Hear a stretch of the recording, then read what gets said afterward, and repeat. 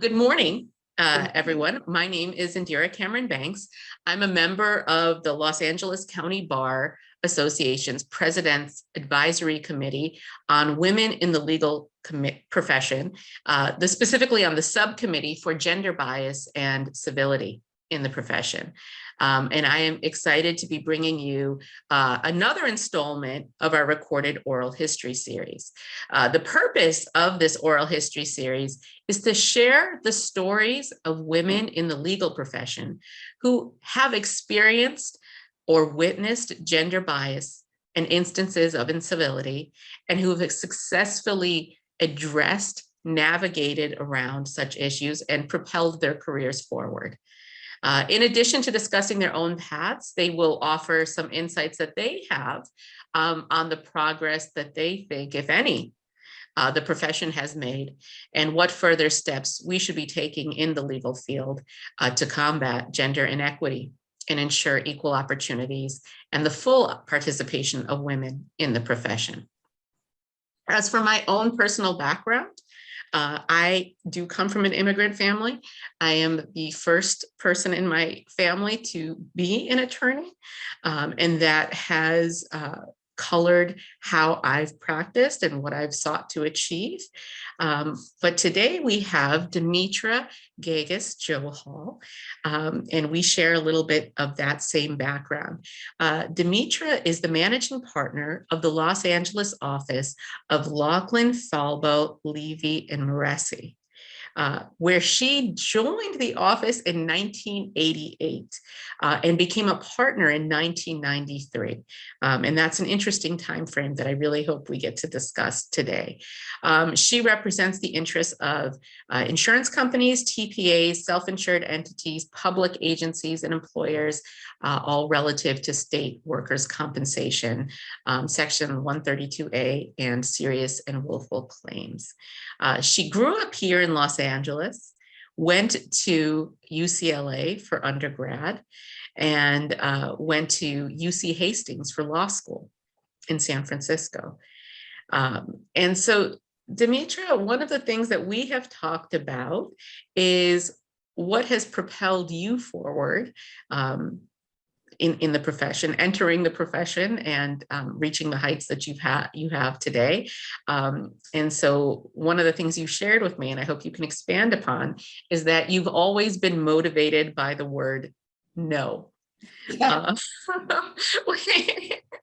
Which I know from my personal family, that's what I've heard quite a bit of. And so I wanted to, and that's it's an interesting source of motivation, but I do think a lot of women do share that. And so I'm hoping you could tell us a little bit about how you entered the profession, and how you've progressed and how you've managed to propel yourself forward to where you are today. Okay, very good. Well, like you, I grew up in an immigrant family. My family was quite large. There were only 4 children in my immediate family, but I grew up in a very insular community in Manhattan Beach. And I think I was one of 16 or 17 first cousins. And my grandfather settled the South Bay in the early 1900s. So they had been there for quite some time, but yet they maintained the community. My father did not arrive in Los Angeles until the 1950s, and my father was very strict and very traditional. And so with regard to education, while they were not opposed to it, after high school, when I had become a student leader and I'd been president, vice president, secretary, or treasurer of every organization on campus, I decided I wanted to go to Stanford. And I asked my parents, and they said, no, go to the junior college like everyone else. Do you think you're better than anyone else? And they didn't mean that in a bad way, but that was what was expected of me. So instead I went to UCLA on my own dime. I filed one college application because that's all I could afford, and had a wonderful 4 years at UCLA. Ended up managing the Daily Bruin there, and was paid enough to support my college education. And thereafter, trying to figure out what I was going to do next, I decided to go to law school. And once again, my parents, especially my father, were opposed to it. But I managed to get into Hastings and flourished while I was there. And I enjoyed it very, very much. It's easy to say you're self-made. I think you have to sort of experience it to know how difficult it can be. While I was at Hastings, I worked in the bookstore. I externed for a first district court of appeal judge, and then I clerked for a very reputable law firm in the city, McCarthy Flowers and Roberts. And it was there that I experienced actually one of my most significant brushes with gender discrimination. It was at that firm. There were two clerks. Would you like me to continue? No, I wanted to ask you a question because I want to hear this story. Where did you find the support or wherewithal as you were going through law school and taking on clerkships and joining firms? Did you have any mentor or support, or did it come from within yourself, that motivation to keep moving forward? My support has come from very unusual sources. So not another attorney per se, another attorney or another professional woman. At Hastings, interestingly enough, there was a woman who was legendary there who managed the bookstore. And she had heard about me, and I was looking a little thin. I was on a very, very strict financial diet. And, she threw an application at me one day and said, here, fill this out, and gave me a job in the bookstore. And she actually was very much a mentor during my Hastings years. I don't think she's alive anymore. Her name was Peg Meacham, but she was legendary at Hastings. So my mentorship, the mentorship that I've received has come from very unusual sources. In high school, interestingly enough, it was a male teacher who had a doctorate, who took me aside and actually taught me how to dress appropriately for interviews, how to keep my shoes polished, basic things other children are taught, I was not taught. And so I've received help from very strange quarters, and yet it has propelled me. When I graduated from high school, I was one of the Chamber of Commerce Students of the Year. And I'll never forget looking out on the audience. And of course, my mother made it, but also in the audience was my second grade teacher, another mentor. So not your typical mentorship pattern. And yet there have been people along the way who have given me the boost that I need emotionally and psychologically to just keep me going. So now, and I forgive me for interrupting, but I wanted to hear that now, coming up to your first role at a law firm. Okay, so there were two clerks at McCarthy Flowers and Roberts, and the male clerk was a friend of mine, and then there was me. One of the clerks basically ran errands and did a lot of the scout work, and the other clerk did the research. And I was the clerk who conducted the research. And at the end of my tenure there, the issue came up of whether they would hire me or not. And Mr. McCarthy, who I assume has long since passed, said over his dead body, would they hire a woman? And so I was sort of scrambling for a job after Hastings because I had assumed that I'd be offered a job there. And that's what led me to move to the Central Valley. I took the first job offer I got, which was in Stockton, and I had never been east of Walnut Creek. So Stockton has its attributes, but it wasn't a good fit for me. But it led me to Laughlin, Falbolivi, and Moracy, which was definitely a good move. Let me ask you about that, because I think sometimes as women, we find ourselves, we work so hard, especially in law school, to achieve what we can.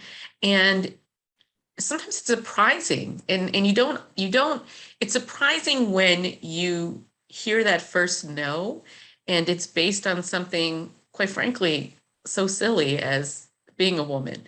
And I know I've gone through it, and I think other women are in disbelief, like, oh, it's got to be something else. It's that I'm not good enough. It's not.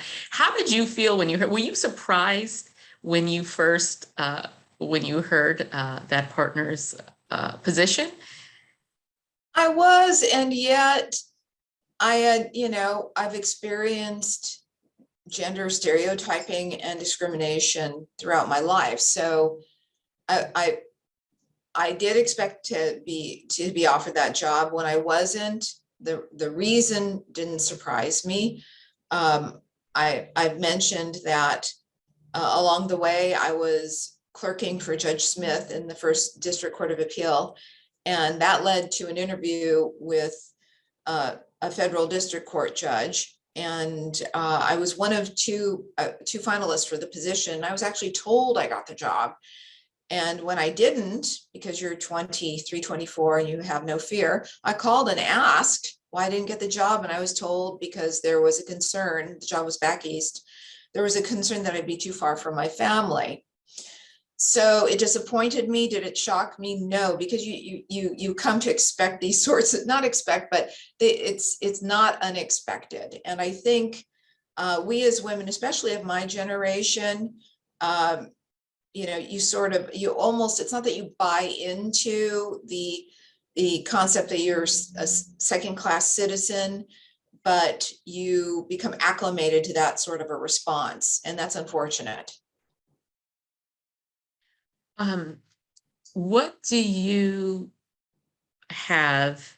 And I know you have a lot of advice in a lot of different areas, but on this point, I mean, I have spoken to a lot of younger women in the profession who are just starting out and are surprised that. Well, let me ask you this: do you think it's changed a little bit now that there are partners like you that would never think like that? I do. There's a great emphasis on diversity and inclusivity, because, in no small part due to the fact that we, at least at our firm, we represent a lot of public entities, and public entities demand that. My concern is that, you can talk the talk, but you got to walk the walk. And so the type of gender discrimination bias that younger women encounter now, I think is more covert. This term of microaggression gets bandied about a lot, but it seems to simmer under the surface. And there are instances where I do believe younger women are subjected to that. And women are intuitive enough to detect that, but it's not politic to call people out on that. It's not good for your career to call people out on that. And so I think we do need to focus more on being more inclusive, being more authentic with regard to our efforts to provide women with an even playing field. But I will also add that the younger women who are coming up through the ranks sometimes do not realize the extent to which the women who preceded them had to deal with very overt gender discrimination and bias. I think the perception of me sometimes is that I'm a virago, and that I can be dismissive, and I think that's in part due to the fact that you develop this shell around you as a woman when you're dealing with this gender bias, and you have two options. You can either play into the stereotypes or you can buck them, and I tend to buck them. It doesn't always go over well with my peers and with other people in the community, but people who know me also know what I'm really about, what's under the crust. But I think younger women, I think mentorship is good, because I think younger women need to understand the more senior women, because we're sometimes divisive within the gender. And I think that harms our efforts to achieve parity and equality. I'm happy you raised that issue, because there may be a divide in how women who entered the profession in the 80s, in the 90s, in the early 2000s, and now for each sort of lack of a better term, generation of attorneys entering the profession, there's a thought that it's different now than it was. And, but perhaps the expectations of the women are different during different time periods. Is there something that you can do to explain a little bit more to, say, generations that are entering into the profession, what they should, how they should view other women in their firm, say, or in their environment? What should they look out for? How should they try to make connections? Do you have sort of some advice in that regard? I do. I think that it's imperative that younger female associates get to know the more senior partners and associates, and vice versa. I think that there's the community, obviously between the generations, communication is different, right? Even the lingo, the slang is different. But I have heard that other women have said that I yell at them, or that I raise my voice at them. And then I'm sitting there going, when did I don't remember speaking to this person.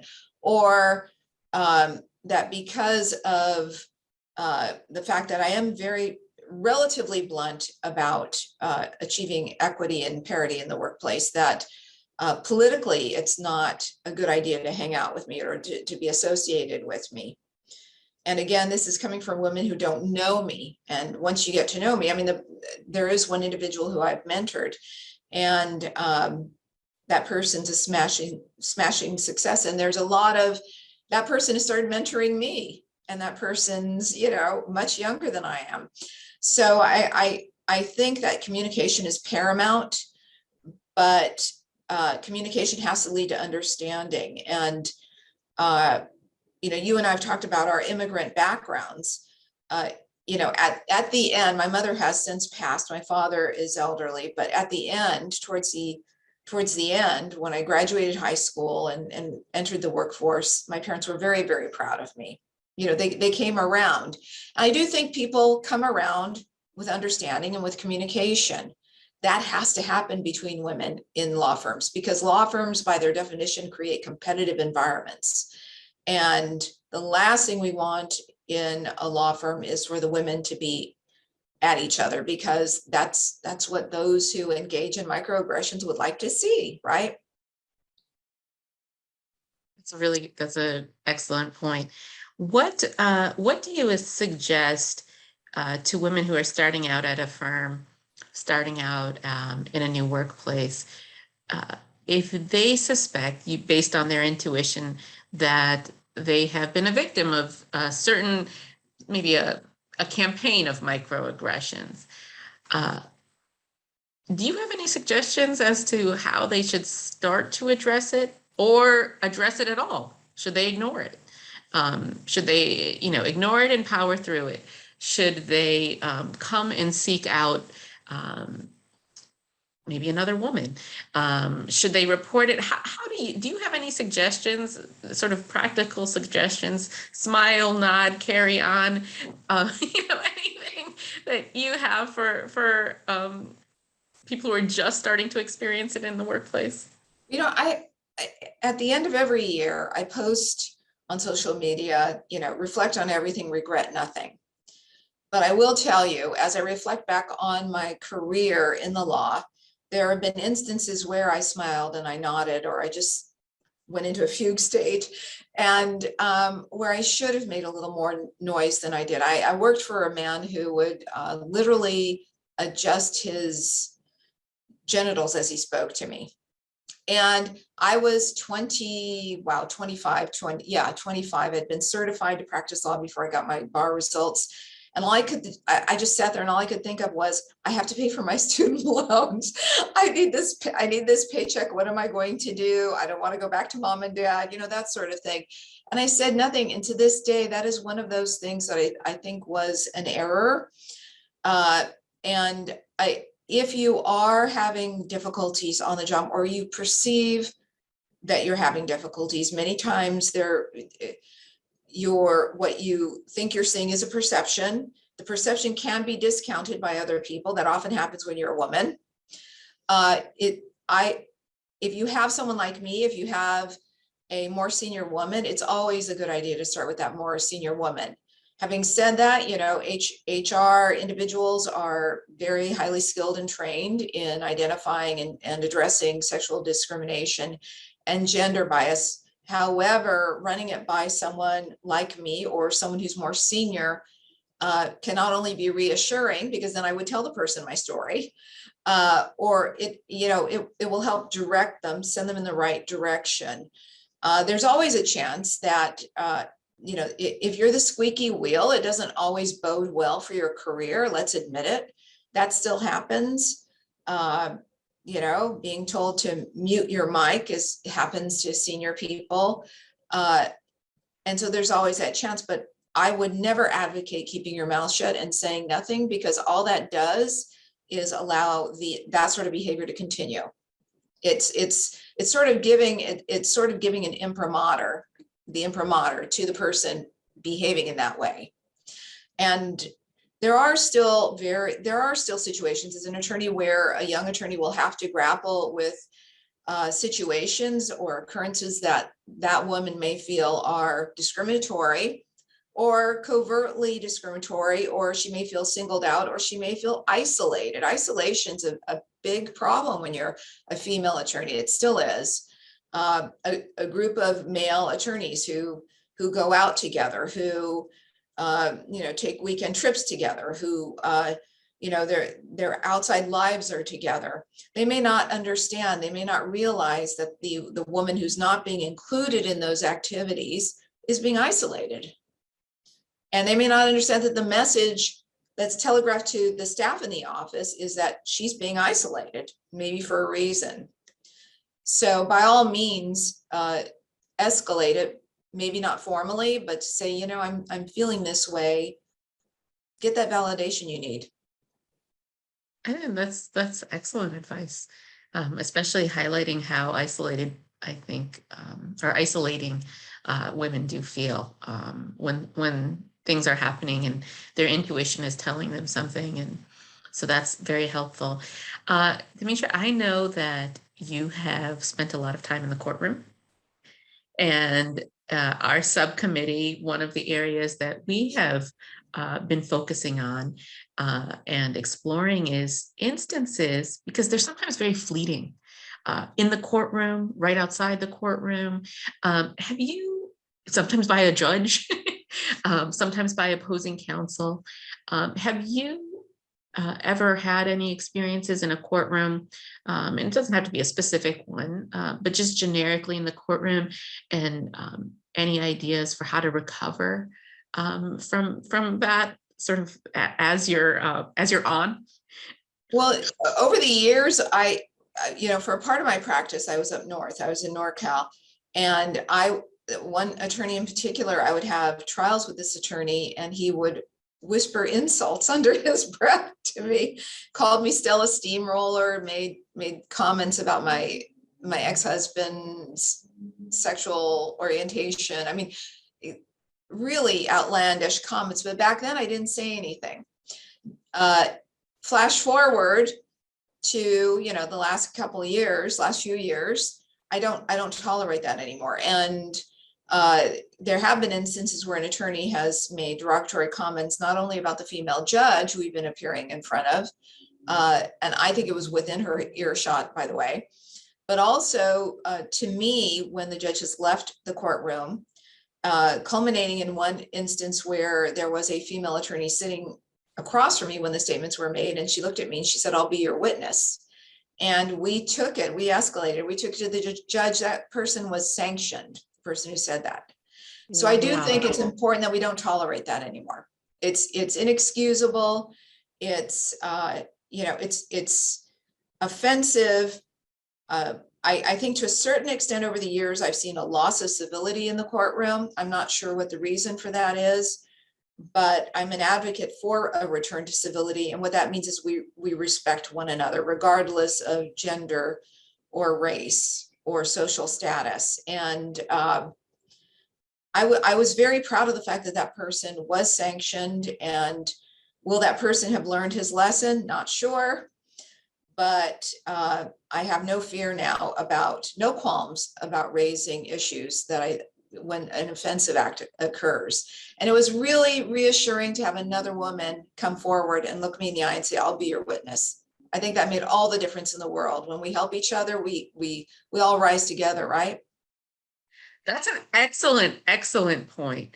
And one of the reasons too that we're doing this is to this whole series of recording different people's experiences, so that one, we do work together, because I think there is power in that. Like you said, the whole point of all these microaggressions is to separate us.